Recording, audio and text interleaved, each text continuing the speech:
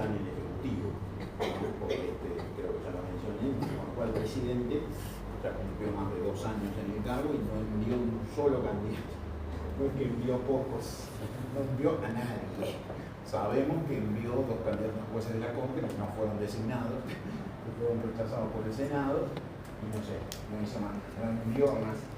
Hay una práctica que incidió en esto, en la acumulación de vacantes, y es que cuando cambia el presidente, si hay candidatos propuestos por el presidente anterior, esos candidatos son al Senado, esos candidatos son retirados. Y se le da la chance al nuevo presidente de volver a elegir, si es que el Senado no dio el acuerdo.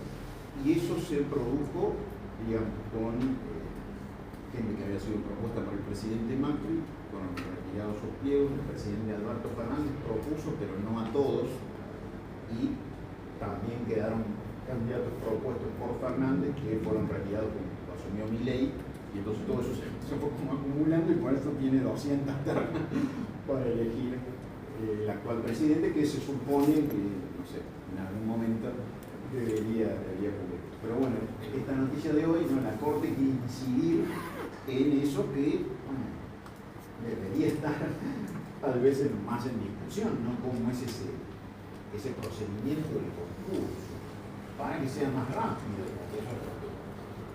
Dice la Corte, y bueno, inclusive como muestra de la tecnología, un banco de no sé cuántas miles de preguntas que los candidatos tendrían que contestar, serían elegidas aleatoriamente por el sistema informático, lo cual, bueno, no sé, si mal no recuerdo, hay un banco, no sé si de 2000 preguntas, y de ahí para cada concurso, aleatoriamente un sistema informático extraería 200 preguntas que tendrían que ser respondidas por los candidatos, serían corregidas por el sistema informático, o sea, y eso haría como un filtro, porque los que aprobarían eso serían los que podrían rendir un examen sobre un caso tomado por un jurado como es actualmente. También decían de que iban a corregir los mismos que tomaban los exámenes, que iban a corregirlos para que no haya filtraciones de otros lados. Sí, no, eso es así, ¿no? Igual ahí hay un punto ciego, ¿no? Porque todo el sistema funciona en base a que los miembros del jurado son honorables, diría. Traducido, los miembros del jurado no le van a pasar la prueba a nadie, pero lamentablemente ha habido casos en los que se ha probado que nunca no se probó que un jurado entregó pero había un candidato o varios candidatos que tenían el examen. No, ¿cómo no tenían? No sé. Eso motivó la nulidad del concurso, ¿no? Pero no se avanzó más. Ese es el problema, ¿no? Y la verdad, yo he participado en muchos de esos concursos. En ninguno de esos concursos uno puede decir estuvo todo perfecto. No hubo ningún desliz, ¿no? Siempre hay algún detalle que uno dice, ¿cómo puede ser? No está bien, ¿no? ¿Qué pasó con esto? No, uno se agranda en un concurso, fijan una fecha para un examen, todo bien, y 2 semanas antes se pospone. Se pospone, lo vamos a pasar, pasó el examen en noviembre, se pasa para febrero. Gente que me conoce, que siempre concursa, bueno, se ve que alguien tiene que estudiar, por eso le están dando más tiempo, ¿no? Para pasarlo para... La razón, ¿no?, por la que no se tomaba el examen en noviembre era porque un miembro del jurado no podía estar presente porque estaba de viaje.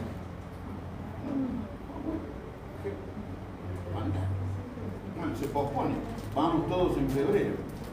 Y ese día estaban todos ahí, el secretario de la comisión de selección, ¿no? Y dice, bueno, los jurados son 4, ¿no? Están presentes fulano, vegano y Sutana, que era la que no podía estar, no puede venir, pero envió su examen y vamos a tomar el examen igual.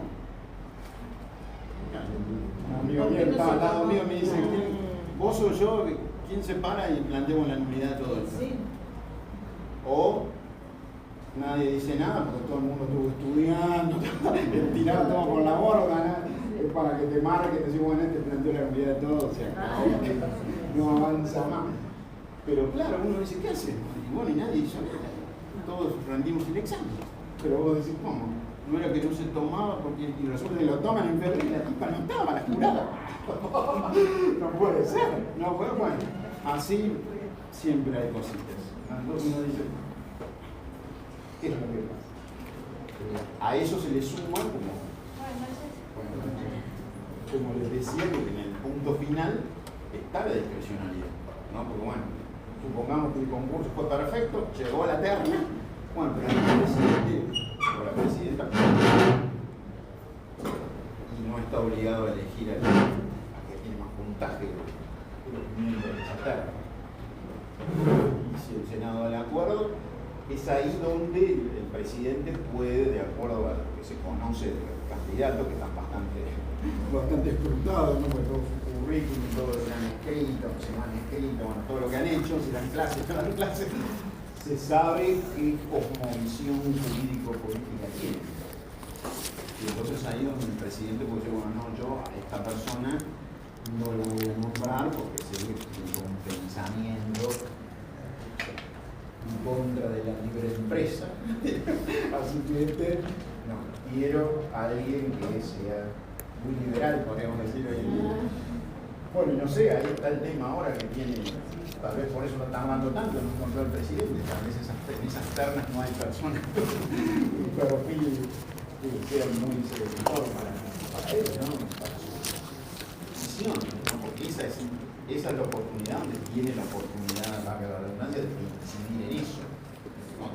Pero necesita el acuerdo del Senado para los jueces de primera instancia y segunda instancia, necesita la mayoría simple del presente. Pero no la tiene.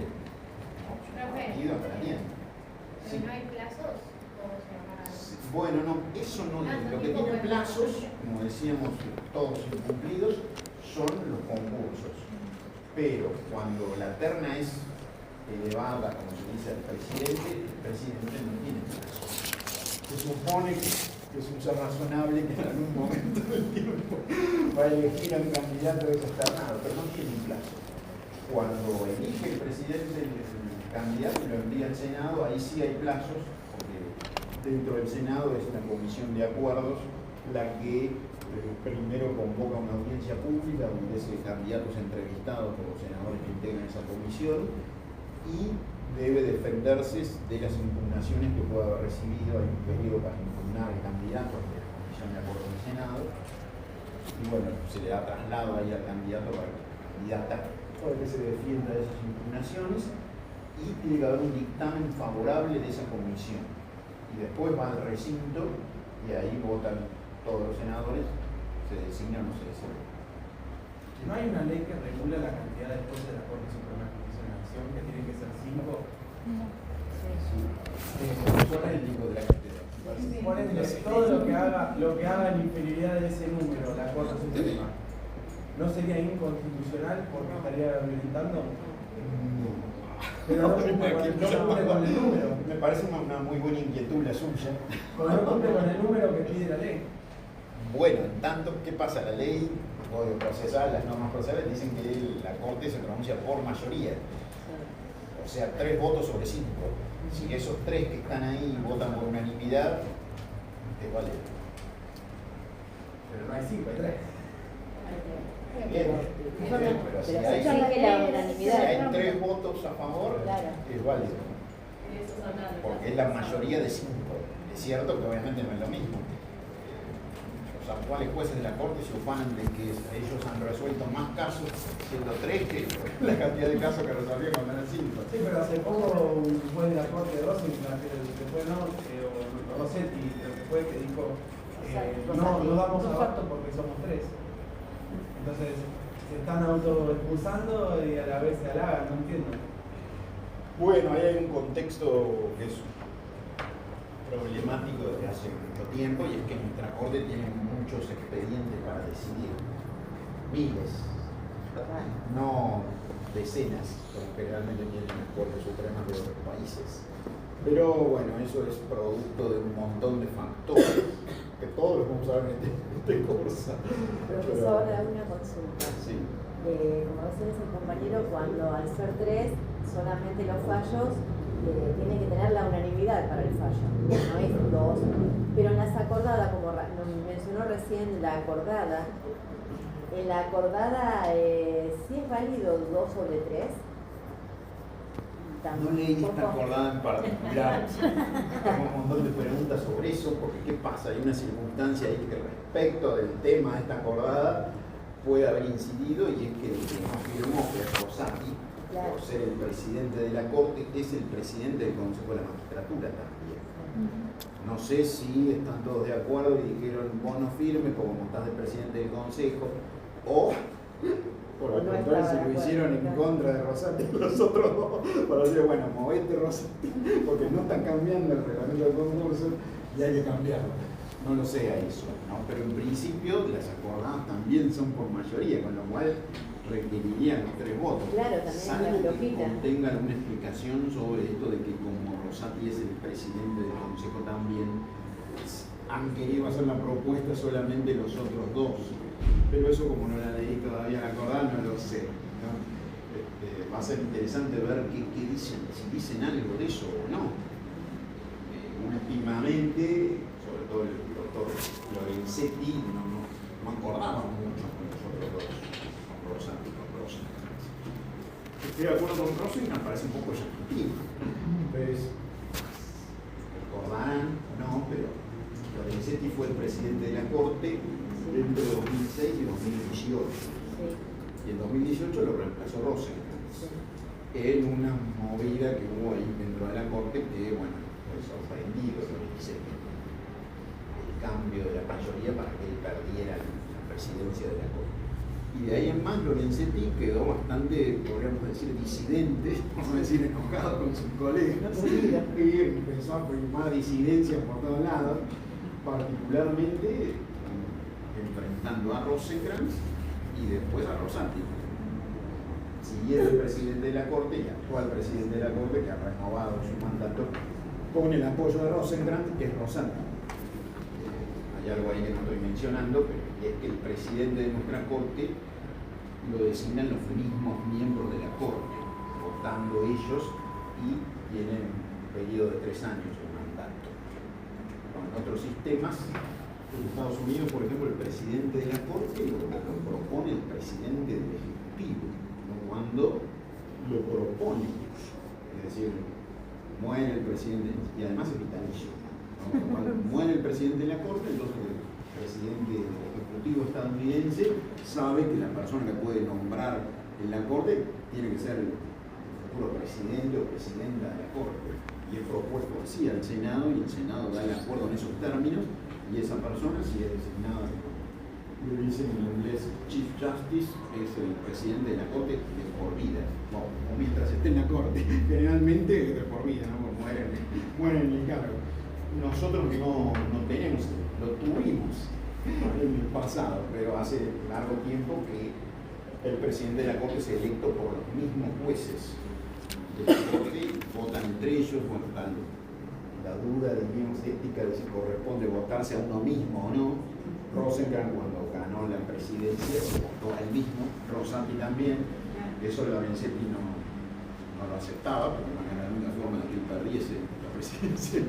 Si nosotros se votaban ellos mismos. Pero bueno, así que no sé cómo están, si ahora habrán acercado posiciones Lorenzetti y Rosencrantz, pero bueno, teniendo en cuenta el fallo que tenemos que ver hoy, habrán visto que durante un largo tiempo, ahora eso ha cambiado un poco, pero desde que asumió durante una buena cantidad de años, Rosencrantz era el disidente, lo que realmente votaba en disidencia, como el fallo que tenemos para ver hoy, ¿no? Los otros integraban la mayoría y él hacía un voto por separado y con una solución distinta para el caso. En los últimos tiempos han acercado imposiciones con Rosati, y Lorenzetti tiene muchos criterios ya establecidos. Recordemos que Rosati y Rosencrantz recién entraron a la Corte en 2016, Lorenzetti ya en 2004, y entonces en muchos casos, pero esto de que se ha producido de que que la unanimidad de los 3 votos es porque Rosati y Rosengren han adherido a criterios previos de Lorenzetti, que ya los había adoptado en fallos anteriores a que Rosati y Rosengren entraran a la Corte, y entonces por eso es que han podido sacar tantas sentencias, como han dicho. Igualmente es cierto que están totalmente desbordados por un tema ya recurrente, que son los casos previsionales, ¿no? Los casos por reajuste de jubilaciones, ¿no? Que están llegando a la Corte en una cantidad inusitada. No sé qué solución le van a dar a eso. Estimo que van a esperar hasta Que se muera la gente. bueno, ese es el problema, ¿no? Ese es el problema. Bueno, pero por lo menos en esta acordada se pusieron de acuerdo los 3 o firmaron los 3 así que... Por la jurisprudencia de la Corte tendiente a atacar el problema que usted muy bien señala en estos casos, ¿no? Porque son actores que les resta poco tiempo de vida. Es que está llegando mucho más rápido toda la cantidad de casos a la Corte nuevamente, ¿no? Porque la Corte ha permitido o ha ordenado en algunos casos que en viejos juicios de lo que era la ejecución de la sentencia, esos actores puedan plantear la inconstitucionalidad de leyes posteriores que regularon el tema del reajuste de jubilación, ¿no? Como que la Corte dijo ahí, son ortodoxas, bueno, tienen que hacer un nuevo juicio, ¿no? Si ustedes impugnaron hace 20 años la norma que requiere, pero resulta ser que ahora hay una nueva ley, tendrían que hacer un nuevo juicio. La Corte, que fue alguna postura hubo así de algún tribunal federal inferior, y la Corte dijo, no, porque bueno, si nos obligamos a crear un nuevo juicio desde cero, no, que lo planteen en la ejecución de la sentencia.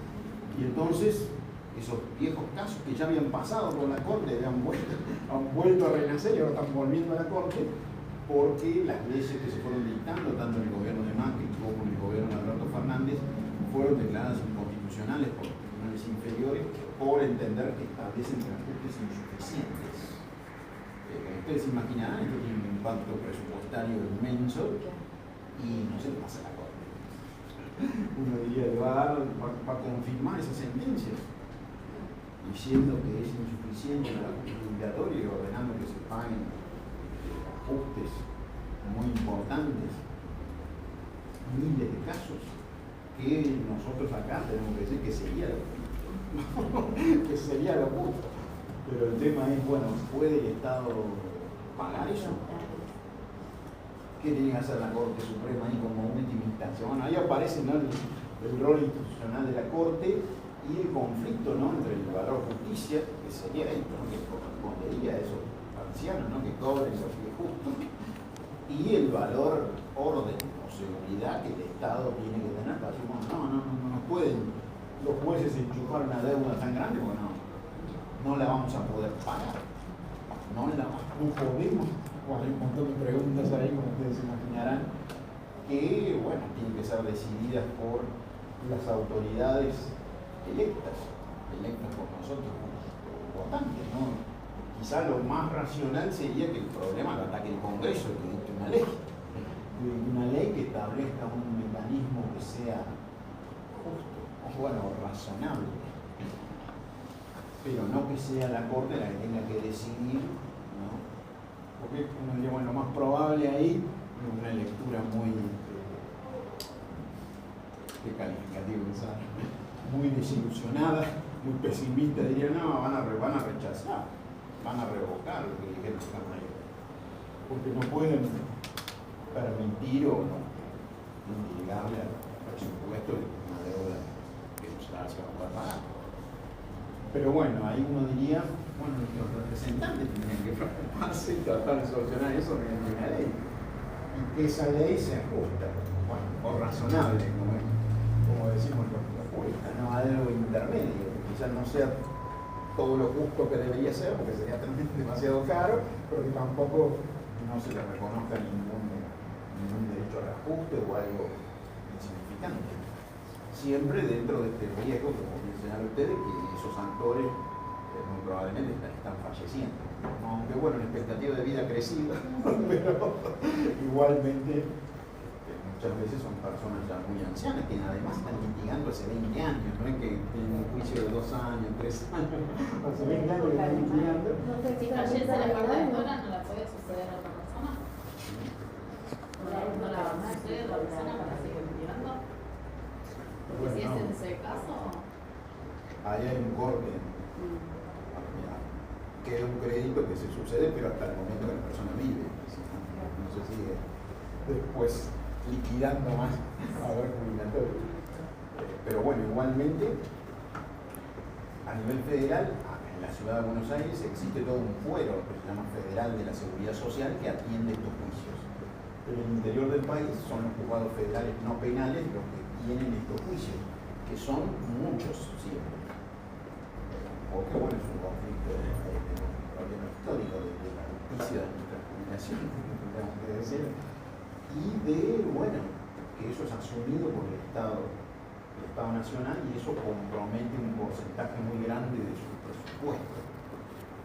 Bueno, está el tema de, obviamente vamos a escuchar voces que van a decir, bueno, no importa nada, que se haga justicia, que se le reconozcan los derechos a esos actores que son vulnerables, además que están especialmente protegidos, vamos a ver, por la Constitución, y no importa si cuesta mucho, bueno, que lo pague, que ahorre plata en otro lado, no en eso. Y quienes por otro lado van a decir, no, bueno, sí, pero no se le puede sacar completamente la discrecionalidad del Estado para decidir en qué va a gastar el dinero, porque si pagáramos esas jubilaciones con justicia no alcanzaría la plata para más nada. Bueno, obviamente siempre están los extremos, ¿no? Habría que llegar a una cosa razonable, justa, intermedia y a tiempo.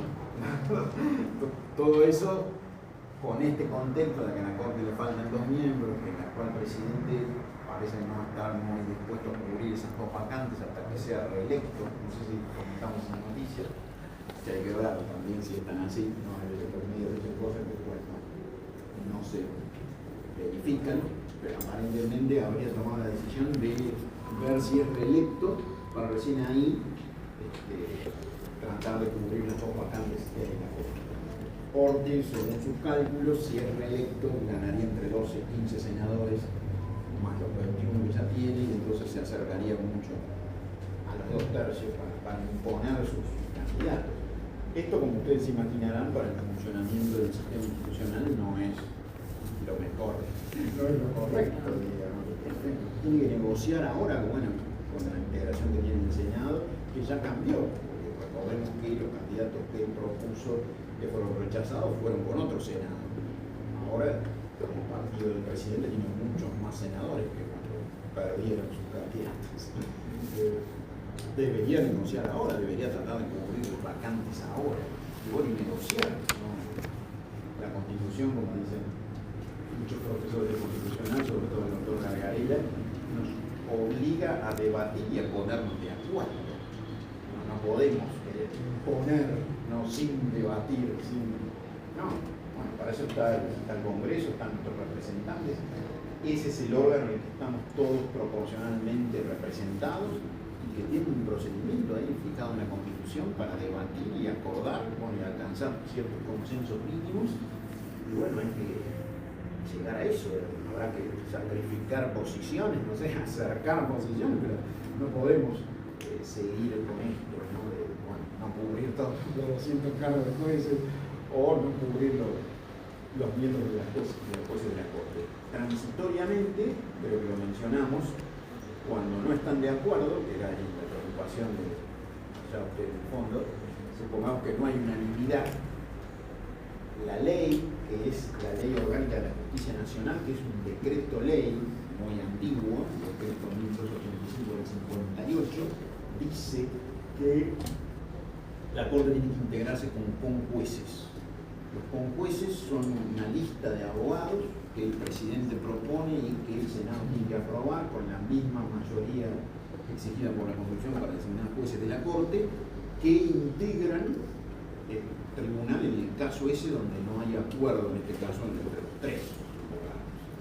Pero, ¿qué pasa? La ley dice que las listas de conjueces duran 2 años. No tenemos una lista de conjueces vigente, ¿no? Porque creo que fue, no me acuerdo si fue Cristina Kirchner o me parece fue Macri, el último presidente que propuso una lista de conjueces y el Senado lo aprobó, pero esos 2 años de vigencia de esa lista ya hace rato que se cumplieron, y entonces no hay conjueces abogados para integrar la Corte cuando esto pasa. Si eso es así, la ley dice que tiene que integrarse la Corte por sorteo entre los presidentes de las cámaras federales de todo el país. Es decir, se sortean 2 y entonces ahí tienen los 5 y deciden en función de eso. ¿Entre cuáles? Entre todos los presidentes de las cámaras federales de todo el país. Ustedes recuerdan que bueno, la justicia federal está en todo el país.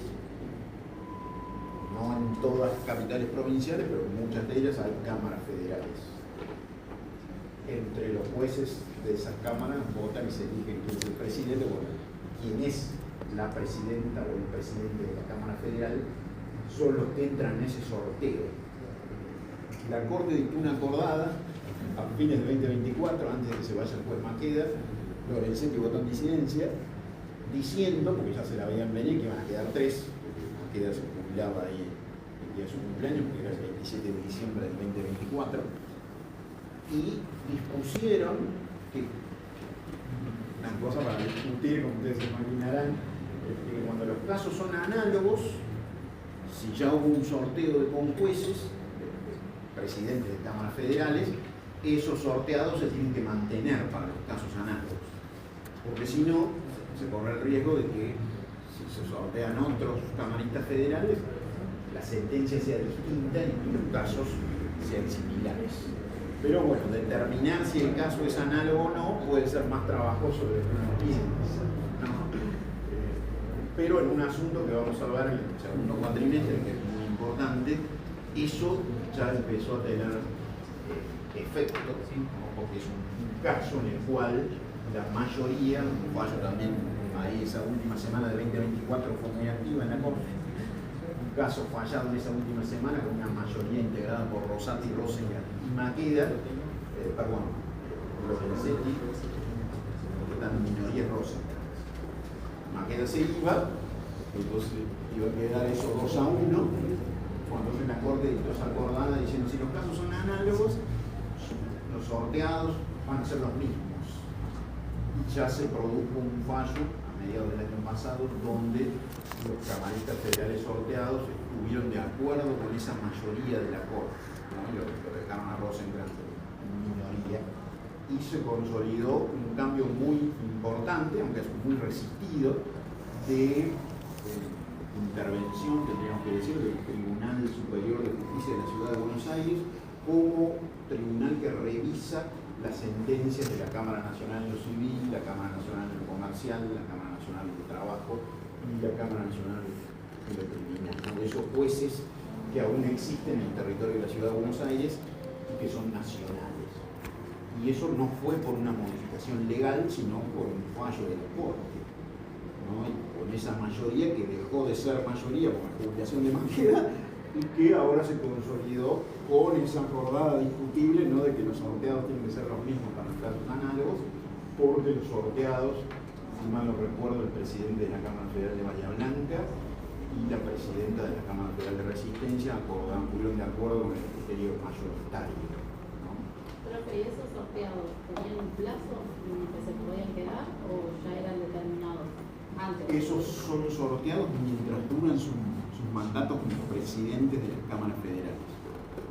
Esto es todo es un rompecabezas para el ciudadano común, esto es inentendible, ¿no? Ustedes se darán cuenta, ¿no?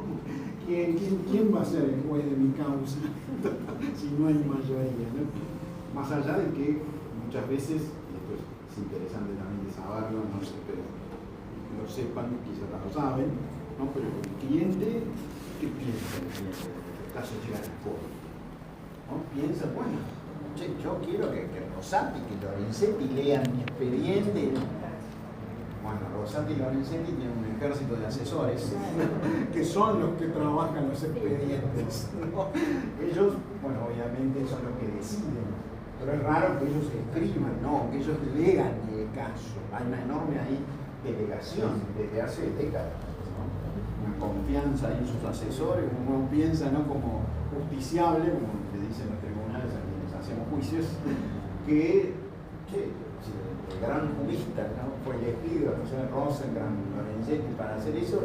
Yo quiero que un expediente lo lea ese hombre, no esa mujer que trabaje en el caso de ellos, no un ejército de asesores que tienen. Pero la realidad es esa, ¿no? La Corte Suprema en sí, como tribunal, tiene secretarías temáticas donde trabajan decenas de funcionarios que son los que estudian los casos, y después cada juez en particular tiene más o menos unos 10 asesores, que son las personas que trabajan los expedientes, que leen, que escriben los votos, ¿no? Obviamente ellos son informados, los casos trascendentes tal vez si los lean ellos, pero hay miles de casos que son decididos por la Corte, y el trabajo del caso, esto que tratamos de hacer acá, que aprendemos acá nosotros, lo hacen esos funcionarios, ¿no? Que en principio no son designados por concurso como los jueces, sino que los eligen los mismos jueces, no son personas de su conocencia y confianza.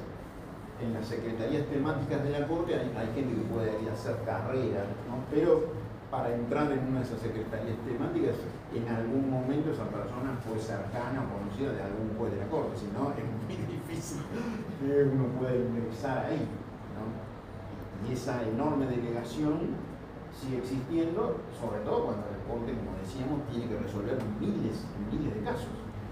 Las Cortes que deciden 80 casos al año, es más probable que esos jueces sí lean ellos, que tengan uno, ¿no? O dos asesores, como es en el caso de los jueces de la Corte estadounidense, ¿no? Nuestro, desde los 90 ahí se produjo un gran cambio, ¿no? La Corte se transformó, como dicen los críticos, en una especie de ministerio, como si fuese un ministerio del Ejecutivo, ¿no? Por la cantidad de personal que incorporó. Las 9 personas que estaban. Claro, con ese cambio de las 9 personas vino esto, ¿no? De, diríamos con un afán crítico, el ejército de asesores. Hasta fines de los 80 eso no era tan común, tenían 1 o 2 asesores, eran 5, pero ahí fue cuando empezó los miles de casos. En parte por algo que veíamos en este curso, ahora queda una lectura optativa, que hubo un tiempo, en los 90, en el que rigió una ley que establecía que en los casos previsionales la Corte tenía que intervenir en todos los casos con una tercera instancia obligatoria.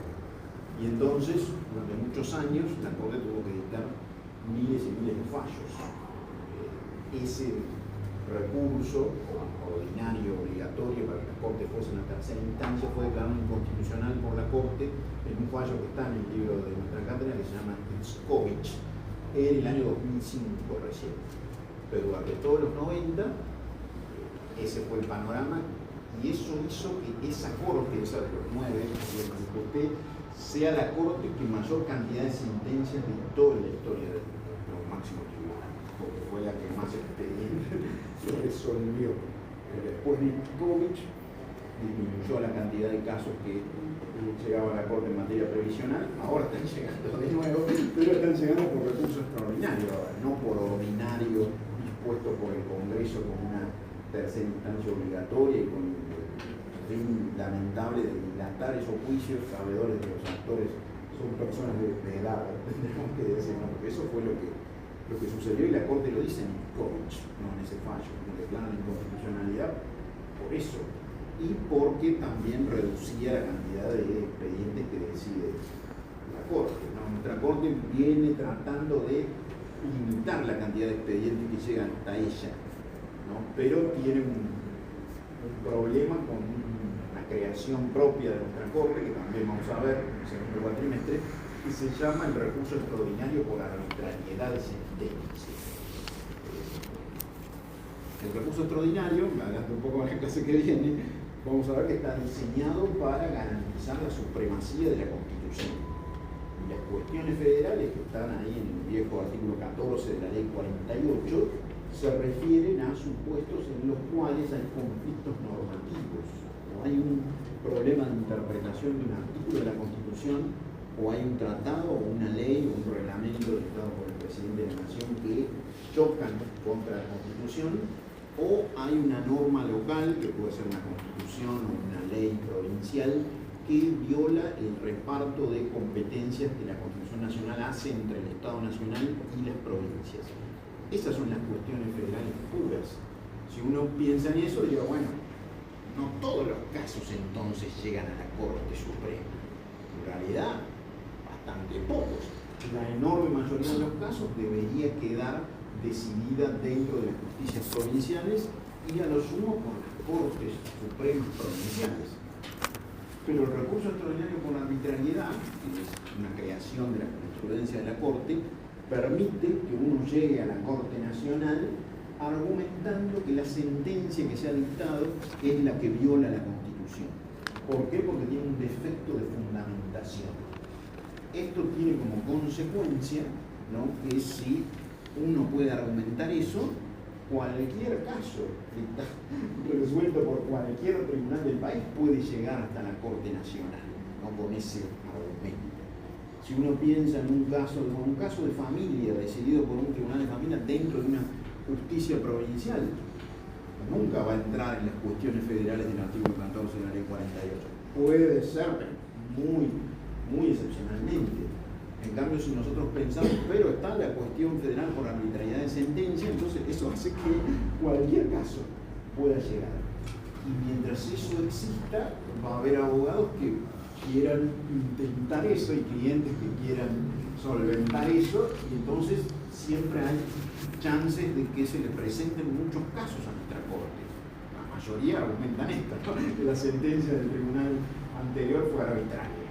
Porque, reitero, ¿no?, las cuestiones federales puras, si bien suscitan casos, no suscitan tantos casos, no suscitan miles de casos, pueden suscitar cientos quizás, ¿no? Pero la Corte ha tratado ha ido como variando, ¿no?, porque desde que creó esto de la arbitrariedad de sentencia, hubo periodos de auge, y hubo periodos donde trató de ser muy restrictiva, precisamente para disminuir la cantidad de casos que le llegan. Pero reitero, sí, el foro, como se dice, si los abogados saben que existe la chance, van a intentar, entonces los casos van a llegar. Tiene que pasar muchos años, ¿no?, de que la Corte sea muy restrictiva y diga no admito un solo más de recurso por arbitrariedad de sentencia, para que los abogados, bueno, no vale la pena, no hay que insistir con eso. Pero bueno, ¿qué es lo que sucede, no? El efecto de eso es que la Corte, como dicen los críticos, puede inmiscuirse en cualquier tema de derecho, no solamente en las cuestiones federales, ¿no? Y entonces puede, por pretexto de analizar que hay una sentencia que ha sido arbitraria, definir cómo debe interpretarse el derecho común, que en principio tiene que ser interpretado por los tribunales provinciales, no por la Corte Federal. ¿No? En las últimas décadas, y bueno, sigue siendo bastante debatido eso, seguramente lo habrán visto en los diarios, la Corte Nacional ha incidido mucho en lo que es la interpretación del derecho laboral, que en principio no debería ser algo que llegue a la Corte Federal, porque es derecho común y es raro que suscite cuestión federal, salvo que sea la cuestión federal de arbitrariedad de la sentencia. Entonces la Corte Nacional ha ido estableciendo criterios de interpretación de la ley de contrato de trabajo, cuando eso en principio no debería ser. Entonces los críticos dicen, bueno, ahí vemos una de las consecuencias de esta creación del recurso extraordinario por arbitrariedad, que en la Corte se puede meter en cualquier caso que ella quiera, ¿no? Si hay alguien que le argumenta que es una sentencia arbitraria, cuando en principio la Corte debería estar limitada a las cuestiones federales puras, ¿no?, a los verdaderos planteos de inconstitucionalidad, porque hay conflictos normativos entre normas infraconstitucionales y la Constitución. Es un problema el recurso, porque uno dice, bueno, che, ¿por qué inventaron esto? ¿Por qué fue que...? Y ahí, bueno, la respuesta no es muy alentadora, como ustedes imaginarán, y es porque había muchas sentencias arbitrarias. Es decir, los tribunales inferiores no son tan buenos tribunales, no hacen las cosas tan bien, ¿no? Si la Corte no interviniese nunca, bueno, quedarían ahí firmes muchas decisiones mal fundadas, muchas decisiones injustas, ¿no? Entonces ahí hay como es un problema, ¿no? Que bueno, nos hacemos después de la Corte, nos ponemos a corregir todos los errores de los inferiores o no hacemos nada y entonces tenemos menos trabajo, nos dedicamos a lo que tenemos que dedicarnos y que el resto del sistema judicial funcione como mejor pueda funcionar, ¿no? Como ustedes imaginarán, si a uno le toca justo un juez o una jueza que te dicta una sentencia arbitraria, y bueno, más vale que vas a querer que se pueda llegar a la corte y que se pueda revocar eso, ¿no? Pero eso tiene esa consecuencia de que hace que potencialmente entonces la corte siempre tenga muchos casos, porque en muchos supuestos los abogados argumentan con razones que la sentencia es arbitraria y en otros no. Pero el caso llega a la corte y la corte tiene que decidir si va o no el recurso extraordinario, ¿no? Y entonces son miles de casos. Pero bueno, vamos a, después de esta introducción que se fue por temas muy interesantes, que tienen que ver con nuestra materia, todo tiene que ver con todo, la corte siempre tiene que ver con todo, al caso que tenemos para hoy, que es un caso muy especial, teniendo en cuenta lo que vimos de Gordillo, me gustaría que alguien sintetice cuál es la pretensión, quién es el actor, quién es el demandado, cuál es el problema práctico que están planteando a la corte. Alguien que levante la mano, con voz clara y fuerte. Ese es Cristina Fernández de Kirchner. Pensé que iba a hablar usted. Era solo para corroborar que había leído el fallo correcto. Bueno, tenemos a la expresidenta Cristina Fernández de Kirchner, que en su momento era presidenta del Senado, en un contexto de una pandemia mundial. El Congreso no podía sesionar, ella propone poder sesionar de manera remota, o sea, de manera virtual. Esto generó, lo que ya llega dentro del fallo,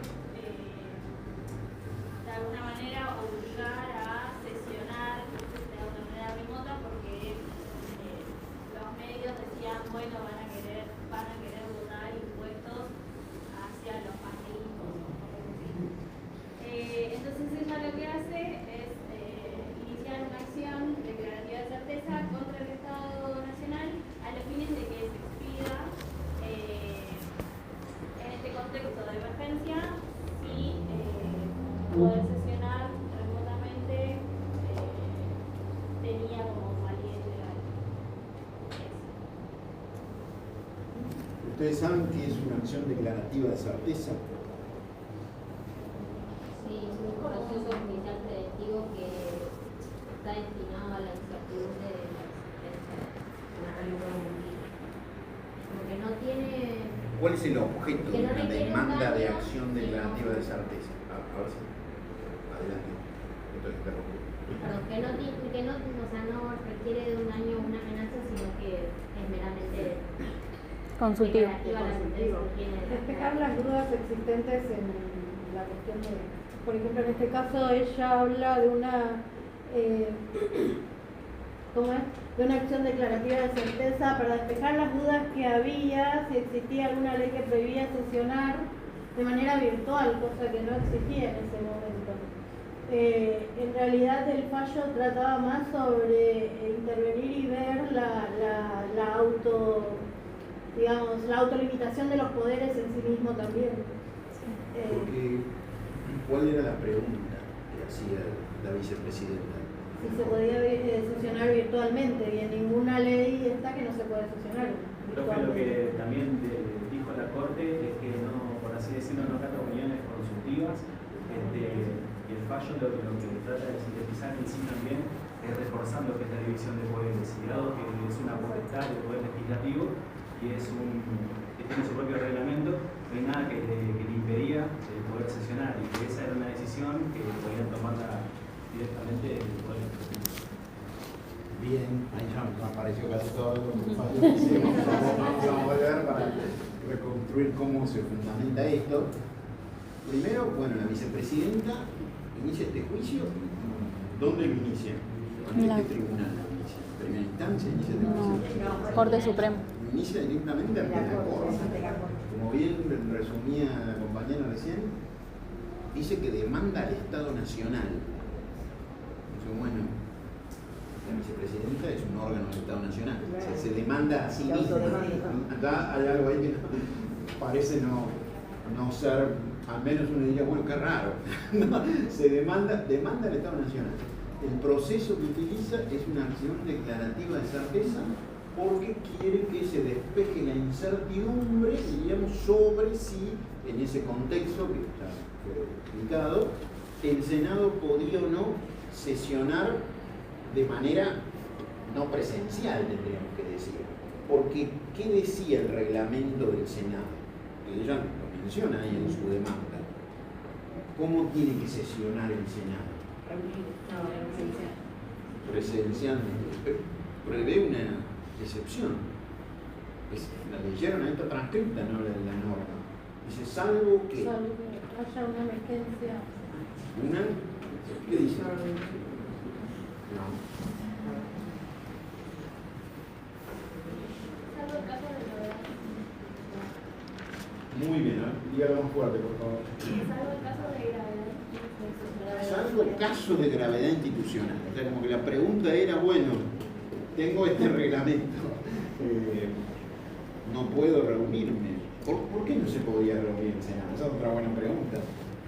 Jurídicamente, digamos, allá de que sabíamos que estaba la enfermedad mortal que se transmitía y ¿por qué nosotros no podíamos venir acá?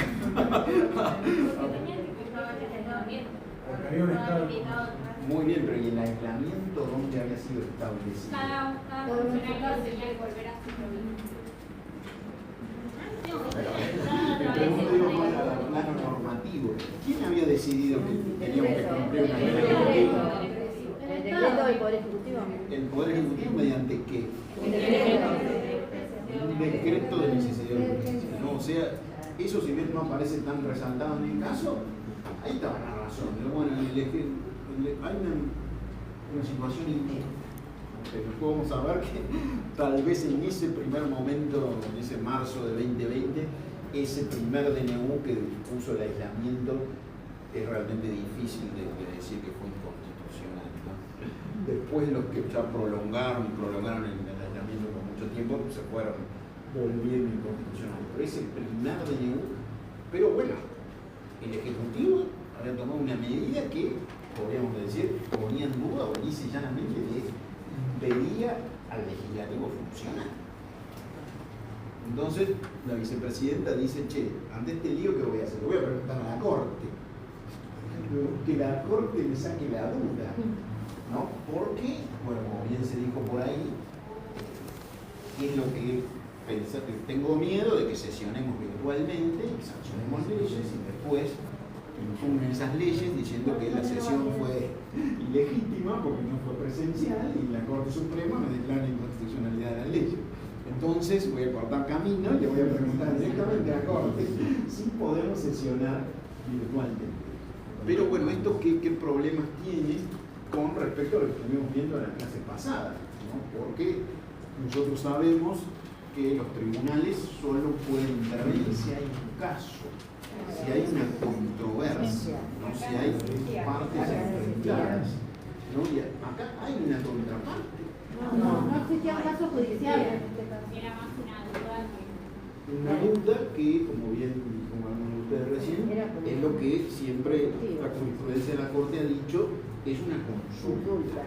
Los tribunales no están para evacuar consultas, sino para decidir controversias, ¿no? Que haya un conflicto y, como decíamos en la clase anterior, que esa decisión que tiene que tomar el tribunal sea ineludible, porque si aparece alguna circunstancia que hace que se torne innecesario que se decida quién tenía la razón, el tribunal va a declarar la abstracción del caso y se va a decidir cómo se imponen las costas, pero sobre el fondo no va a decir nada.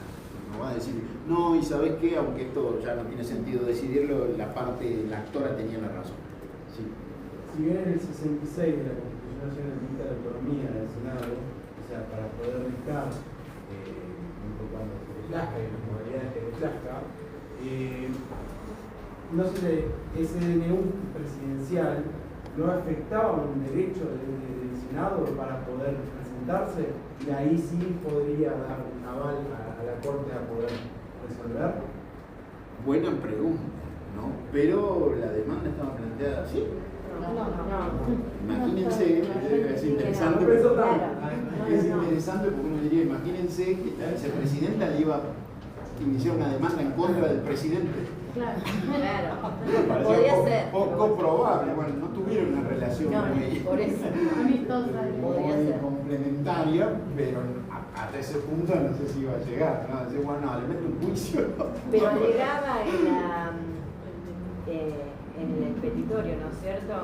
Hacía referencia a que algunas leyes tributarias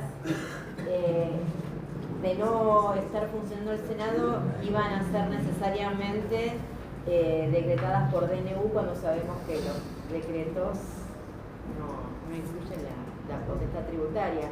Ella lo menciona en la... Bien, bueno, hay algún voto que le dice... Claro, dice, son acciones esenciales, dice, claro, no... Porque hay una previsión que tiene la Constitución respecto de las leyes tributarias sobre cuál es la Cámara iniciadora. Claro, que los diputados encima. Por eso. Y no el Senado. Claro, tiene miedo por la ley de tributaria si el Senado no puede tener inicio. Claro, y en otro momento creo que ahí me pareció leer, si mal no recuerdo, que también hacen mención a que, bueno, ¿a qué ley en particular se refiere? Bueno, porque esas preguntas ¿no? tienen que ver con tratar de... Con buscar un caso, ¿no? Claro, no estamos como estaba. Decíamos recién en el terreno de la consulta. Claro. Tengo la duda de si ustedes, cosas de la Corte, nos van a terminar diciendo que leyes que eventualmente se dicten con el Congreso sesionando virtualmente sean inconstitucionales por esa razón. Así que se los pregunto.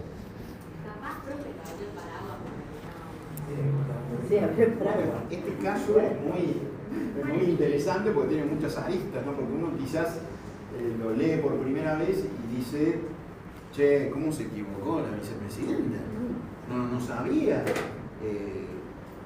Pero después que termina de leer todo el caso, la pregunta es, ¿pero logró su objetivo la vicepresidenta? Sí. ¿Estaba bien que hiciera eso en ese momento? Y uno va a tener, y sí, estaba bien. Pero ahora tenemos que ver cómo responde la Corte, ¿no? Porque hay dos cuestiones ahí que no todos los votos tratan, una colateral, solamente lo trata el Procurador General y Rosencrantz, que es la competencia. ¿No? Pasa que para ir a analizar la competencia primero tenemos que ver si hay caso. Pero este juicio, si es que fuese un juicio, no podría ser iniciado directamente ante la Corte. Tendría que haber ido un juez federal de primera instancia. Sin embargo, ahí, nuevamente, uno dice, ¿por qué fue un error? No, lo hizo a propósito, porque necesitaba la respuesta de la máxima autoridad lo más rápido posible. No había ahí como uno diría, bueno, no sabían la jurisprudencia de la Corte, no los abogados del Senado. No, fue todo, pero por ese contexto tan especial, ¿no? Y eso también, vamos a ver, explica el voto mayoritario y el voto de Rosati, ¿no? Porque, yendo a lo que nosotros estamos estudiando en esta parte de la materia, la pregunta es, ¿había caso judicial acá o no? ¿Qué va a decir la mayoría de la Corte? Que no. No hay.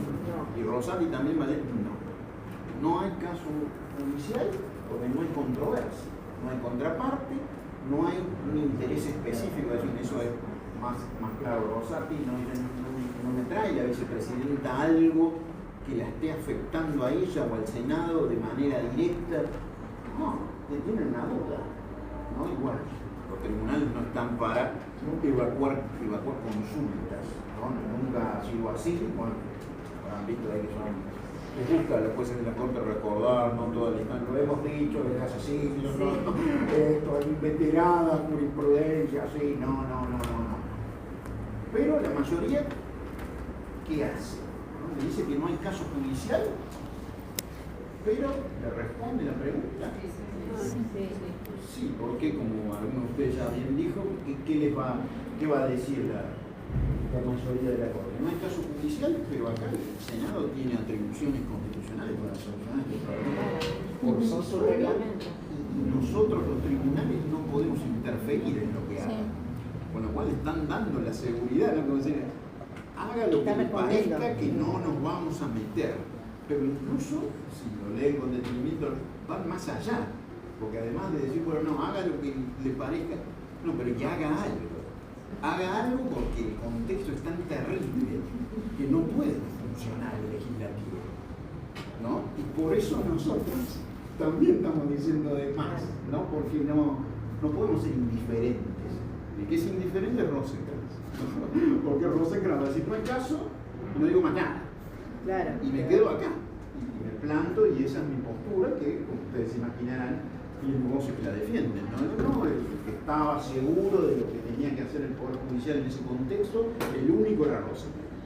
Los demás jueces de la Corte hablaron de más, se fueron de boca, incluso hay críticos que asesoraron, le emitieron un dictamen jurídico a la vicepresidenta, ¿no? Cuando le dijeron, despejándole la duda, el Senado puede hacer lo que entienda mejor en base a las facultades constitucionales que tiene para dictar su propio reglamento, y los tribunales no pueden interferir en eso, ¿no? Incluso lean lo que es la parte dispositiva del voto mayoritario. Leanla, alguien que la lea en voz alta.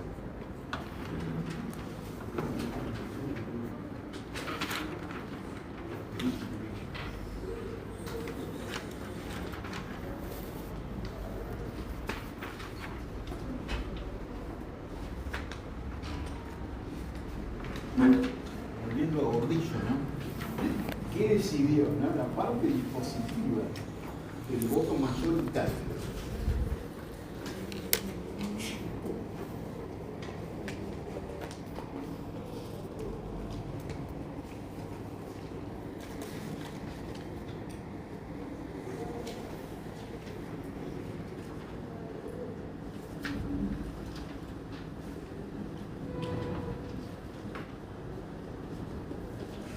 ¿Es el rechazo de la acción incoada? ¿Es esa parte?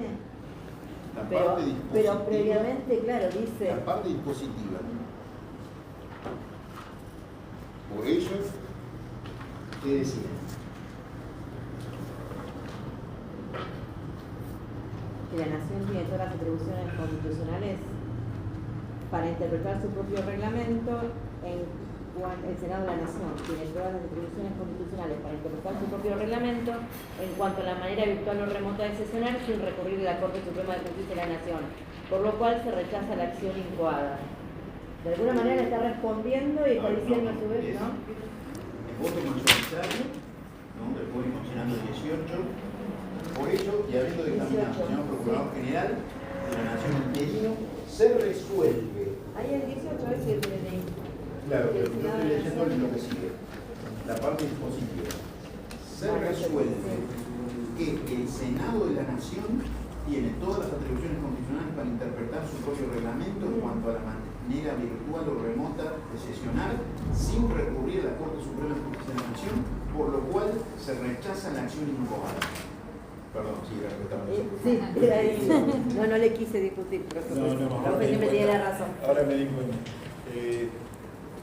No dice se rechaza la demanda porque no hay caso. Es verdad. Dice se rechaza porque el Senado tiene todas las atribuciones para hacer lo que quiera sin que la Corte intervenga.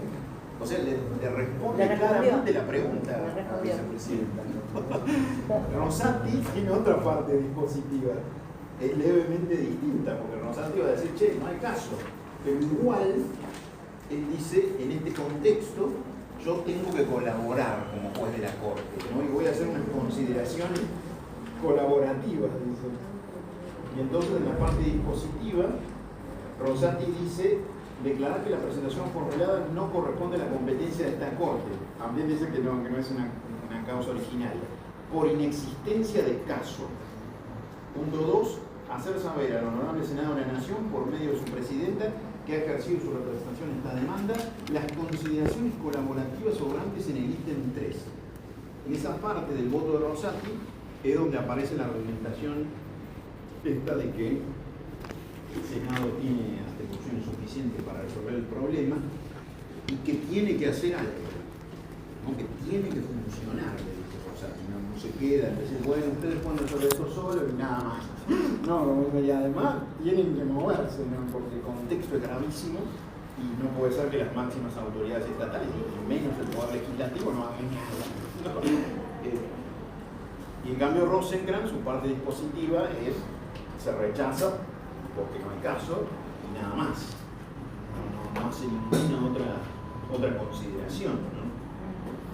Se resuelve rechazar in limine la presentación efectuada. Porque no hay caso. Él analiza solamente eso, ¿no? Que esto es una consulta, que los tribunales no están para eso, no hay controversia. Y bueno, y no analiza, bueno, ¿no? Alguien diría, Gordillo diría, no se hace cargo de ese contexto, ¿no? Porque no es que estaba todo como siempre, para que la Corte diga, no hay caso y ¿no? Algo gravísimo estaba pasando en ese contexto. Y eso explica también la demanda, ¿no? Porque vuelvo a hacer esta, ¿no? Que está bueno de pensar, ¿no? Que estaba tan mal lo que hizo la vicepresidenta, se equivocó. No hizo lo que tenía que hacer. Bueno, la Corte, la mayoría y Rosati hicieron lo que tenían que hacer. Pasa que en el medio, como es un caso judicial, está justo esto del caso, ¿no? Porque acá la pregunta ahora más fina, técnica para nosotros es, bueno, ¿cuál es el holding de este caso y cuál es el obiterrismo? Si es que lo hay. El holding es que no hay caso judicial, pero el obiterrismo es mucho más importante, ¿no? Y es que cumple la función de, bueno, de que nuestro Estado reaccionara en ese contexto, ¿no? Porque hasta ese momento uno podría decir, bueno, lo único que se había movido era el Ejecutivo. El Legislativo y el Judicial estaban viendo qué hacían, ¿no? El Legislativo insta, ¿no? A decir, bueno, che, tengo dudas, ¿puedo hacer algo? ¿Puedo funcionar? Díganmelo ustedes, jueces máximos, que no voy a estar perdiendo tiempo preguntándole a los jueces inferiores, que necesito una respuesta rápida. Todo es muy rápido además, ¿no? Pero bueno, la Corte ahí muestra en el voto mayoritario, en el voto de Rosati, su rol institucional, ¿no? Aun cuando está diciendo que no puede intervenir, que no corresponde que intervenga, tiene que dar y le da una respuesta al legislativo, ¿no? Porque eso que parece como un error del legislativo es también destrabar ese conflicto en el contexto ese tan grave que estábamos viviendo y que, bueno, requería que nuestro Estado funcionase en los tres poderes, no solo el Ejecutivo, que era el que había reaccionado en ese primer momento, ¿no? Y aunque parezca mentira, nuestro Congreso, sesionando virtualmente, dictó más leyes y después volvió a la normalidad, ¿no? Dejó de funcionar, parece que está detenido el Congreso en el tiempo. Si ven en los años electorales, eso siempre es esperable, pero 2025, año electoral 2025, nuestro Congreso dictó 12 leyes. 12. La paradoja de esto es que el presidente dictó 12 DNUs. O sea, por primera vez están iguales, ¿no? Cuando vamos a ver que la Constitución, su texto parece decir que los DNUs son excepcionales, ¿no? Ahora sí estamos a igual cantidad de leyes, igual cantidad de DNUs, bueno, algo raro está pasando, ¿no? La excepción tiene el mismo número que la cantidad de leyes que se están de acuerdo al procedimiento constitucional. Bueno, algo muy, los críticos dirían muy grave está pasando, ¿no? O muy inusual, para decirlo diplomáticamente, porque no puede ser, ¿no? Que dicte la misma cantidad de leyes el Ejecutivo que el Legislativo, ¿no? Porque vamos a ver que si son válidos, los DNU tienen el mismo rango que las leyes. Bueno, acá algo está pasando ahí con el funcionamiento del sistema constitucional. Ahora la tensión entre esos dos poderes, entre el Ejecutivo y el Legislativo, ha disminuido un poco porque la integración del Legislativo cambió por el resultado de la elección, ¿no? Del año pasado. Pero hasta ese momento, bueno, el desafío del Ejecutivo al Legislativo, que parece no reaccionar encima, ¿no? Es medio inédito, ¿no? Y eso que hemos tenido presidentes anteriores que también han desafiado al Legislativo. El actual presidente, no sé si por ese contexto de que estaban muy en minoría, diríamos, en el Legislativo, una actitud, ¿no? De, bueno, los vetos, el no cumplimiento de la insistencia del Congreso después de los vetos, bueno, el uso de los DNUs, de los reglamentos delegados, una cuantía y en una magnitud impresionante y una defensa, ¿no?, frente al Congreso de sus competencias para dictar esos tipos de reglamentos muy fuertes, podríamos decirlo en términos diplomáticos, ¿no? Pero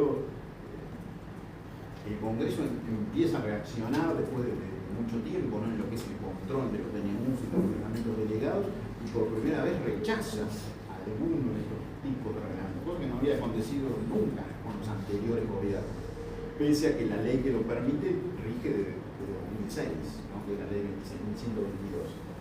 Pero ahí el Ejecutivo actual, en algunos casos, insiste con un nuevo DNU, con el mismo contenido. No, no sé, no me importa, voy de nuevo, me lo rechazaste, no sé, el tipo de DNU. O incluso con el rechazo de los reglamentos delegados. Habrán leído ustedes que se han derogado muchísimas leyes viejas, pero se han derogado y se han hecho por reglamento delegado. Ciertos reglamentos delegados fueron rechazados por el Congreso. Bueno, entonces ahí el presidente dice, con una actitud desafiante, bueno, yo había derogado las leyes viejas por el reglamento delegado, pero el Congreso me lo rechazó al reglamento delegado. Así que hay un vacío normativo, porque ahora no se sabe si las leyes esas que yo derogué con el reglamento delegado siguen o no vigentes. Así que para aclarar esto, abierta provocación, ¿no?, dicto un DNU diciendo que están vigentes las leyes, porque tengo que entender que el Congreso quiso eso, que yo no derogara esas leyes. Y entonces ahora le mando el DNU al Congreso para que me controle el DNU y ahí me ratifique qué es lo que quiere hacer. Una violencia nunca, ¿no? Que ahí lo tiene el Congreso para el DNU, pero, y además jugándonos con los requisitos que exige la Constitución para el DNU, ¿no? Porque diciendo es una situación urgente, porque como me rechazaron el reglamento que derogó las leyes, y eso entra en vigencia dentro de los 8 días que se publica en el boletín oficial, la regla clásica, tengo 8 días para. Así que no puedo mandar un proyecto de ley, dicto un DNU y le digo al Congreso que entonces siguen vigentes las leyes que yo quise derogar y cuando el Congreso me controle el DNU, ahí me dirán qué es lo que quieren hacer. Con este nivel de jerga, no muy técnica, ¿no?, como diciendo, viste, déjenme de embromar, me autorizaron a que derogue las leyes, las derogo, después me rechazan la derogación, bueno, ahora les saco un DNU diciendo, siguen rigiendo las leyes, a ver qué es lo que ustedes quieren hacer, si que deroguemos o no estas leyes. Pero bueno, evidenciando una relación tensa como nunca, ¿no?, entre el Ejecutivo y el Legislativo. Ahora parece haber amainado un poco el temporal, pero hay que ver qué es lo que pasa, ¿no? Pero no está funcionando bien, digamos, nuestro sistema constitucional está ahí al borde de la tensión máxima, ¿no? Y además, como señalamos, respecto a lo que más nos interesa a nosotros, la Corte está incompleta, con lo cual puede jugar su rol dentro del sistema como es esperable o se va a limitar, ¿no? Porque che, no estamos completos. En esa integración inciden obviamente el Ejecutivo y el Legislativo, ¿no?, porque así es el sistema, así debería ser. Deberían acordar y cubrir esas vacantes y todo debería fluir con mayor normalidad. Pero no sabemos, como decíamos hace un rato, si esas vacantes se van a cubrir. Y bueno, ¿cómo va a seguir funcionando la Corte durante estos 2 años hasta que el presidente actual sea reelecto? O sea, sus esperanzas, podríamos decir, ¿no? O si se arriba a una negociación y bueno, se cubren esos cargos. Veremos ahora si se cubren todos esos 200 cargos después. Y si eso empieza a cambiar, bueno, tal vez hay una esperanza, digamos, que en algún momento, antes de la elección, de la próxima elección presidencial, sí se cubran los cargos vacantes de la Corte. Pero si eso de los cargos menores se traba, ya hubo varias veces que el Ejecutivo anunció que mandaba todos los pliegos al Senado y no mandó nada. Sigue sin hacer nada, ¿no? Con lo cual hay que esperar. Para resumir, lo que estamos cerrando con esta parte de entidad 2. ¿Qué es un caso judicial? Alguien que lo diga rápido y 10 segundos. Me decía una compañera de ustedes una vez, hace muchos años, y me ponía el celular acá para grabarme la respuesta. Es una controversia entre partes, libertad de hecho o de derecho. Muy bien. ¿Y qué tiene, qué características no puede perder, diríamos, para que haga que el tribunal que haya una afectación? Un caso causa una controversia y tiene que estar legitimada. Tiene que ser dos pisos. Y afectación de interés tiene que ser actual. Tiene que ser que sea actual. Con todo lo que dice usted, No correcto. futura, no futura como en este caso. No, claro, tiene que, toda esa controversia tiene que mantener la actualidad. Sí. Porque si en algún momento del proceso la pierde, chao, van a decir que el caso es abstracto, no van a decidir, no va a ser necesario decidir. Profe, no me quedó muy claro eso de si es abstracto. ¿A qué se refiere con eso? Que no es necesario decidir la controversia. Porque, por ejemplo, el ejemplo más fácil, yo inicié una demanda impugnando la inconstitucionalidad de una ley. ¿No? La inicio contra el beneficiario de esa ley, pleito, y en el medio del proceso nos derogan la ley. No tengo más afectación. La actualidad de mi perjuicio ha desaparecido porque la ley no rige más. Hay que definir solamente la cuestión procesal de cómo se imponen las costas. Pero en cuanto al fondo, ya el tribunal no tiene que decidir nada porque mi agravio desapareció, ¿no? El agravio del actor. Eso también puede suceder no solamente por la derogación de una norma que uno impugna, sino porque por alguna razón el interés que uno persigue es satisfecho. Puede ser por la misma contraparte o por otra circunstancia. Y entonces desaparece esa afectación específica, ¿no? El perjuicio que hay que tener para estar legitimado y poder plantear un caso judicial, y entonces la necesidad de que el tribunal decida ese enfrentamiento, ¿no? Y diga quién tenía la razón. Cuando eso pasa, bueno, entonces no hay más afectación, no hay más problema. Eso en términos procesales recibe el nombre, los procesalistas dicen, de abstracción del objeto procesal del juicio. Así de difícil.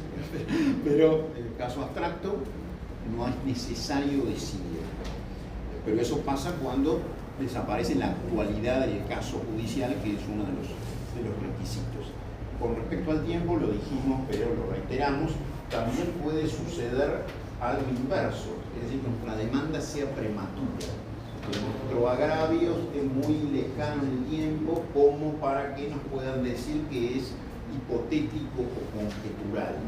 Ahí hay una zona gris, como ustedes imaginarán, porque nosotros, según la Constitución y teniendo en cuenta la acción de amparo, podemos impugnar una amenaza, ¿no? Ahí, cuando hay una amenaza, uno dice, bueno, como explica Rosati acá en su voto en este caso, todavía no está consumado el perjuicio o la afectación, pero hay una perspectiva cierta de que eso va a acontecer en algún momento no muy lejano en el tiempo, ¿no? Por eso se habla de, como dice Rosati en su voto, de que haya un acto en ciernes, ¿no? Un acto que en algún tiempo próximo va a suceder. Todavía no aconteció, nosotros estamos demandando hoy y todavía eso no pasó, pero es muy probable que eso pase.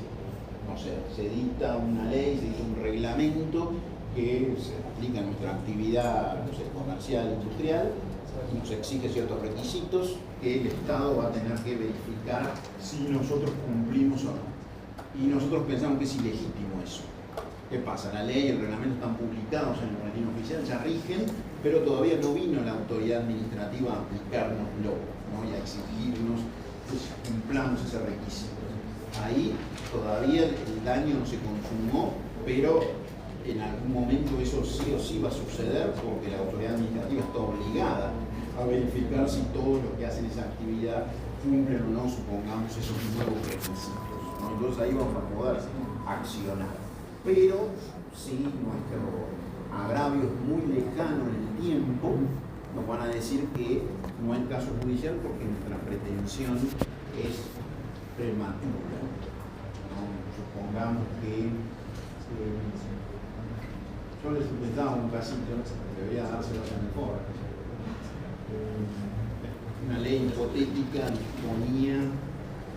tenía que ver con una carrera universitaria, ¿no? Y la persona que ustedes tenían que asesorar en el caso era alguien que recién había empezado la carrera y el agravio se producía recién al final de la carrera, ¿no? O sea que tenían que pasar una serie de años y la persona tenía que aprobar todas las materias, ¿no? Como para impugnar ese agravio que la ley le confería cuando se recibía. Bueno, era un ejemplo de que no había caso porque esa pretensión era prematura, ¿no? Sino la persona tenía que estar en condiciones de egresar de la carrera próximamente, por así decirlo, como para decir, che, acá tengo un caso, una amenaza a mi derecho, ¿no? Aunque todavía no se me pone como un perjuicio, tengo una amenaza, un acto en ciernes que me va a afectar.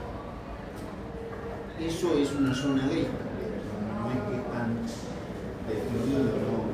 tan claro en la casuística, ¿no? Incluso la Corte actual ajustó un poco su criterio con respecto a la acción declarativa en casos tributarios, ¿no? Porque tenía un criterio como más amplio, ¿no? Decir, bueno, ya está publicada la ley, ya está publicado el reglamento, que el contribuyente dice que lo va a afectar, ya hay caso, ¿no? Puede venir con una acción declarativa. Y ahora actualmente dicen, no, tiene que demostrar que el fisco, no es decir, que la autoridad administrativa fiscal ya inició un procedimiento administrativo en su contra para determinar que tiene que pagar más impuestos, y ahí recién su caso tiene actualidad, ¿no? Corrigió eso hace no muchos años, la Corte antes era más flexible, ¿no? Y admitía entonces, como defienden los procesalistas en la acción meramente declarativa, la finalidad preventiva de ese tipo de proceso, ¿no? Pero, bueno, ahí los límites del caso judicial tradicional, cuando se trata de una acción declarativa y si además es colectiva y una amenaza, bueno, entonces nos vamos acercando, ¿no? al agravio conjetural o hipotético que está fuera del concepto de caso judicial. Son elementos que uno tiene que manejar para ver cómo nos hace jugar en un caso concreto.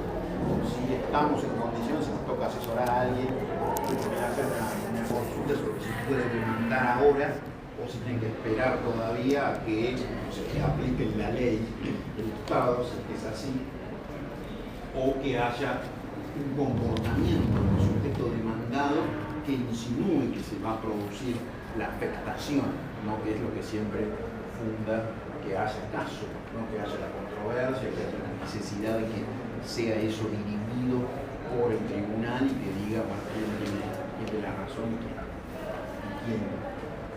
Para cerrar esta unidad vienen dos casos muy importantes para la clase que viene, que espero puedan leer. Uno es Alavi, que supongo conocen, de otras materias, múltiples materias. Un caso muy importante, sigue siendo muy importante, ¿no? Porque es el caso que fija la interpretación de la Constitución para permitir la existencia de los procesos colectivos, ¿no? Aquí lo que falta, siempre se le reprocha por el gran ausente acá es el Congreso, que no ha dictado una ley que reglamente el artículo 43 de la Constitución. Y la Corte lo esperó muchos años, ¿no? Porque Alavi es dictado en 2009. 1994-2009 hay una buena cantidad de años, pero en 2009 ya la Corte se vuelve mayoría, ¿no? Voto de Lorenzetti, que había aparecido unos años antes, diciendo, bueno, esto no puede ser porque esta inacción del Congreso tiene como consecuencia de que no puede haber procesos colectivos, hay que establecer una interpretación que permita que este tipo de procesos existan, ¿no? Porque hay un derecho nuestro ahí garantizado por la reforma de la Constitución, el derecho a los procesos colectivos, que no está siendo operativo, va a decir la Corte. Bueno, y en Alavi se fija esa interpretación y se establece una clasificación, no es todo como si fuera una ley complementaria, no es un fallo que se refiere solamente al caso que está decidiendo, o incluso vamos a discutir si realmente se refiere al caso que está decidiendo, porque vamos a ver que es un caso muy especial. Eso va a quedar más que nada evidenciado en el voto minoritario, ¿no? Los jueces Petraki y Argibay, que van a arribar a una solución sin necesidad, una solución coincidente con la de la mayoría, pero sin necesidad de avalar y adoptar toda la interpretación y la clasificación de los derechos colectivos que la mayoría establecen a la vez. Este fallo, su criterio se mantiene, no fue decidido por otra integración de la Corte, el único que queda ahí es Lorenzetti, pero ya votos posteriores, bueno, se incorporaron como jueces de la Corte, Rosati y Rosenkrantz, han avalado a Alavi, siguen a Alavi. Y Alavi está complementado por dos acordadas de la Corte que son verdaderos reglamentos, verdaderas leyes procesales dictadas por la Corte porque el Congreso no dice nada, ¿no? Los mismos considerando que sus acordadas, la Corte dice esto es mientras el Congreso no establezca otra cosa. Pero de mientras tenemos que fijar estas reglas procesales porque si no el funcionamiento de los procesos colectivos es muy caótico, ¿no? Esa primera acordada lo que hace es establecer un registro de procesos colectivos. Y entonces, ¿qué sucede? ¿No? Si ustedes el día de mañana son jueces federales o juezas federales y reciben una demanda colectiva, ustedes tienen que verificar si en el registro de procesos colectivos no hay un juicio anterior colectivo que tenga el objeto similar o parcialmente superpuesto. Porque si eso sucede y hay un juicio anterior que ya está tramitando ante otro tribunal federal, ustedes esa demanda la van a tener que mandar a ese juez o esa jueza que ya empezó a intermirar, ¿no? Como se dice en la jerga, que previno. Esto es para evitar que haya procesos colectivos con objetos similares ante distintos jueces y pueda haber, como de hecho pasó, sentencias contradictorias. De hecho, a Alavi se la aceptan porque él interpone que se afectaba el derecho a la defensa, o sea, con su defendido. Si interferían sus comunicaciones con sus defendidos, eso podía afectar el derecho a la defensa. Bueno, usted ya se está anticipando. A la intimidad también. Todavía no está en la lista, pero ya está anticipándose a los hechos de Alavi, ¿no? Que tienen su... Usted ha ido al meollo ahí, ¿no? Ahí está, diríamos, la clave de por qué Alavi es un caso que es imposible que no fuera colectivo. Pero bueno, lo vamos a dejar a eso para la clase que viene. Menciono brevemente la otra acordada, que la cual lo que la Corte hace es decir, cuando entra una demanda colectiva, ese juez, esa jueza de primera instancia federal que recibe esa demanda, tiene que dictar una sentencia interlocutoria, antes que nada, donde diga si la demanda cumple con los requisitos de Alavi, básicamente es así, ¿no? Los requisitos que las demandas de los procesos colectivos deben cumplir, y si concluye que eso es así, tiene que declararlo y disponer medidas de publicidad de la existencia de ese juicio para que los integrantes del colectivo que quieran adherir a la demanda lo hagan y los que quieran no ser parte de ese juicio colectivo también lo puedan hacer. Esto es claramente una previsión que tendría que estar en el Código Procesal, ¿no? Pero como el Congreso no legisla, la Corte lo establece, porque si no, ¿qué sucedía? Muchas veces los juzgados que recibían procesos colectivos se pronunciaban sobre la medida cautelar sin haber dicho si la demanda colectiva era admisible o no y cuál era el colectivo comprendido en el proceso, ¿no? Entonces no estaba claro, ¿no? Dictaron una medida cautelar, pero ¿a quién alcanza? Todavía el juzgado no dijo cuál es el colectivo. Entonces, con esta otra acordada, la Corte quiere asegurarse de que los tribunales que reciben este tipo de demandas primero digan si el proceso colectivo es admisible y establezcan cuál va a ser el colectivo alcanzado por esa sentencia, como decíamos recién, den esa publicidad de la existencia del proceso para que los que integran el colectivo y quieren adherir a la demanda lo puedan hacer, y los que integran el colectivo y no quieren adherir a la demanda lo puedan hacer. Y recién después de eso hay que decidir la cautelar, por ejemplo, ¿no? Que, como ustedes imaginarán, también tienen sus bemoles por el carácter colectivo de la pretensión. Son cautelares que van a afectar a más de una persona, ¿no? Y ahí también hay un enorme cambio, ¿no? Alavi es como la concreción por parte de la Corte de un cambio muy importante hecho en la reforma del 94, pero que bueno, demoró 15 años en ser concretado. El Congreso sigue sin legislar, hubo proyectos sobre acciones colectivas durante el gobierno de Macri que fueron sancionados, después no hubo ningún proyecto más, con lo cual Alavi sigue viticoleando, y vamos a ver que ya empieza a ser, bueno, de hoy también es en parte un caso así, un fallo en el que se puede apreciar con mucha claridad el rol institucional de la Corte, porque la Corte está decidiendo al AVI, pero en realidad está legislando sobre procesos colectivos. El fallo está lleno de obiter dictums, ¿no? Porque se refiere a todos supuestos diferentes de al AVI, pero pasa que quiere establecer la interpretación que va a ser la que se aplique a esos casos y dice cuáles son los requisitos que las demandas que quieran defender las distintas clases de derechos colectivos que la Corte crea y con su interpretación deben cumplir, ¿no? Entonces, si uno lo mira con la lógica ortodoxa, dice, pero acá están diciendo un montón de cosas que no son necesarias para decidir este caso, ¿no? De hecho, bueno, que es el voto que es estricto en eso, es el voto minoritario de Peter y Arquibay, que resuelve en ese caso y nada más. La mayoría hace, bueno, lo que estamos diciendo y que es lo que hace que Alavi sea un fallo en este momento, mientras el Congreso no legisla otra cosa, digamos que es un fallo importantísimo para el funcionamiento del sistema constitucional, ¿no? Porque la Corte, vamos a ver, está diciendo y estableciendo, y eso se ha mantenido ya durante mucho tiempo, cuáles son los requisitos para que un caso pueda tener una sentencia que pueda ser aplicable quizás a todos los destinatarios de una ley.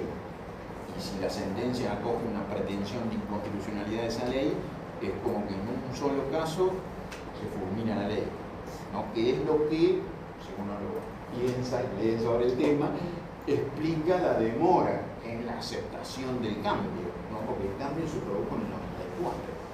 Pero los otros poderes, o el Congreso fundamentalmente, parece no querer tomar nota de eso, ¿no? Porque, bueno, está en riesgo que en un solo caso, como pasó en Alavi, el Poder Judicial diga que una ley no se le va a aplicar a nadie, ¿no?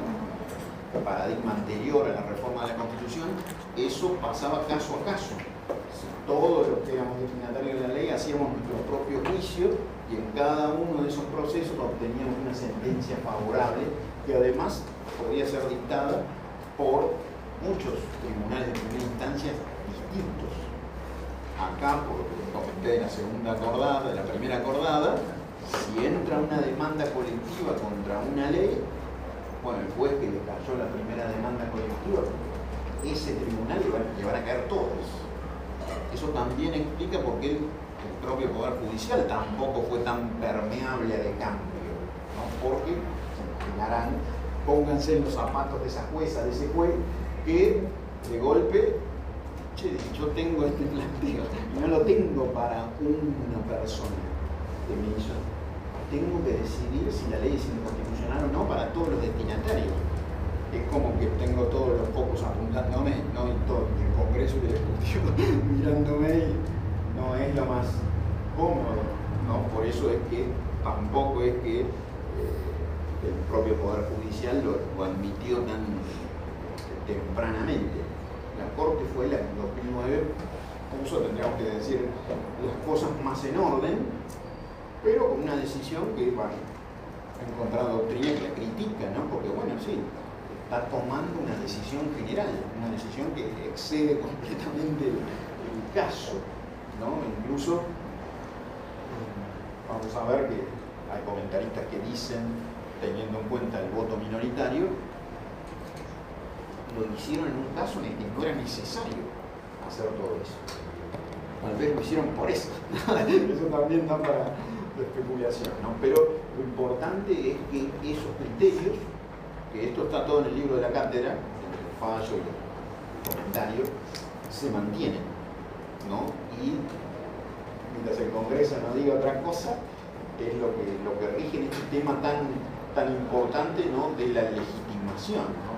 Vimos el caso judicial, vimos algo de la legitimación, pero esto de la legitimación colectiva es uno de los cambios más importantes que produjo la reforma del 94, ¿no? Y el fallo que guía esas cuestiones es Alavi. Y tenemos el otro fallo que mencionamos colateralmente en la clase pasada, que es Colegio de Abogados de Tucumán, por no interdictum, que tiene el voto mayoritario. Creo que esa es la razón por la que está el fallo. Lean primero quizás el capítulo del libro donde brevemente se dice por qué está ese fallo.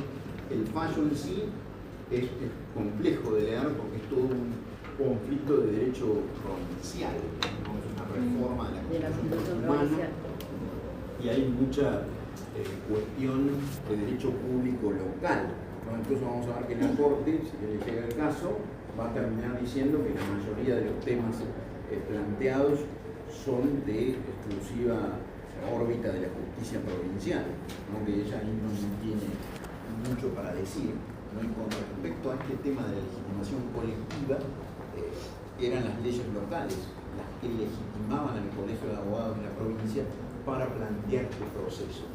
Con lo cual, lo que dice la Corte, ese no interdictum, realmente es un no interdictum con todas las letras, ¿no? Porque no era necesario decirlo. Es un voto de Feit al que adhieren Lorenzetti y Manqueda. Feit había dicho esto muchos años antes en ocasión de la reforma de la Constitución Nacional en el 94, ¿no? Porque él siempre tuvo una postura favorable a una legitimación amplia para impugnar la legitimidad de las reformas constitucionales, ¿no? Ahí, si ven, cada provincia tiene su sistema y hay diferencias. Recordemos que la Nación se establece que para reformar la Constitución el Congreso tiene que dictar una ley que declare la necesidad de la reforma y que establezca cuáles van a ser los temas contenidos en la Constitución que van a ser objeto de reforma o de debate en la Convención Constituyente, que tiene que ser elegida por nuestro voto a ese fin. Hay que hacer una elección para elegir una Convención Constituyente, que es el órgano que después debate las reformas. Y bueno, ahí siempre está la discusión, está limitada la Convención Constituyente por lo que dijo la ley que declaró la necesidad de la reforma en cuanto a los temas a tratar. Eso es lo que la Constitución parece decir. Las convenciones constituyentes muchas veces disponen cosas que no están dentro de esa ley que declaró la necesidad de la reforma y dispuso que se reformase la Constitución, ¿no? Un tema así importantísimo que quedó aquí, ya no lo damos, y volviendo a lo que hablábamos al principio, es la cuestión del límite de edad de los jueces federales. Con la reforma del 94 se estableció que los jueces federales duran en su cargo mientras tengan buena conducta o hasta los 75 años. Eso, ¿no? Que se fijase un límite de edad, no estaba expresamente dicho en la ley que declaró la necesidad de la reforma en el 94. No es más. Bueno, y eso dio lugar a un fallo de la Corte, iniciado por Feit, que también fue un fallo que excedió en mucho lo que era el caso de Feit, ¿no? Porque fue un fallo muy criticable, pero muy importante, que rigió muchos años, en el cual la Corte Suprema dijo que esa reforma, es decir, que le habían puesto ese límite de edad a los jueces, era ilegítima. Y dijo que era nula, y que entonces no se aplicaba a ningún juez. Bueno, esto para ustedes el análisis, ¿no? Porque muchas veces la primera pregunta que un buen estudiante de Derecho hace cuando lee el fallo Feit dice: ¿no se tendría que haber expulsado a estos hombres para dictar este fallo? Porque esta norma nos alcanzaba a ellos. Ellos estaban en riesgo cuando llegaron a los 75. No solo Feit, que ya tenía más de 75. Los demás no tendrían que haber expulsado. ¿Cómo falla esto? ¿No? Pero bueno, ese precedente duró desde se fue dictado en el 99 hasta 2017. Fallo Schifrin, la Corte con la actual integración deja de lado el precedente Feit y dice que es constitucional el límite de edad y que entonces los jueces federales se tienen que retirar a los 75, salvo que obtengan una nueva chance, ¿no? Que el presidente los proponga de nuevo por 5 años más y el Senado les dé el acuerdo de nuevo, ¿no? Pero si no, a los 75 se tienen que ir. Si no, todos los años que duró el fallo Feit, un juez, una jueza que cumplía 75 y quería seguir en el cargo, iniciaba una acción declarativa para que se despeje la duda si podía seguir o no, y por aplicación del fallo FAI, los tribunales de las instancias inferiores le daban la razón. Muchas veces el Estado no apelaba, ¿no? Con lo cual la sentencia quedaba firme, entonces la persona seguía siendo juez. Y hay muchos todavía, hay muchos que uno dice, che, esto de la expectativa de vida realmente se hace. Entre ellas, una famosa jueza, que seguramente conocen de noticias de hace muchos años, que es Servini Curie. Servini Curie, por más que la misma edad que Mirta Legrand. Pero sigue ahí en su puesto, o sea, ¿cuántos años más de los 75? Como casi 20 años más de los 75. Y muchos otros también. A partir de Schifrin fue que todo eso se acabó y entonces empezaron a tener que retirarse en los 75. ¿No? Pero, bueno, se discutía la legitimidad de la reforma que venía, porque Fine había dicho que estaba legitimado cualquiera para cuestionar eso. ¿No? Si el planteo era que una reforma de la Constitución era ilegítima. Y a eso se refiere el Obiter Dictum del Colegio de Abogados de Tucumán. ¿No? Porque es como le hacen un regalo a Fine, dijeron los críticos, no, la vencésima queda y adhieren ese voto, que es un obiter diciendo, bueno, pero cuando el planteo, cuando la pretensión, tendríamos que decir, de una demanda, es que se violó el procedimiento para reformar una constitución, sea provincial o sea nacional, que esa reforma fue ilegítima, Fine dice, bueno, ahí cualquiera está legitimado.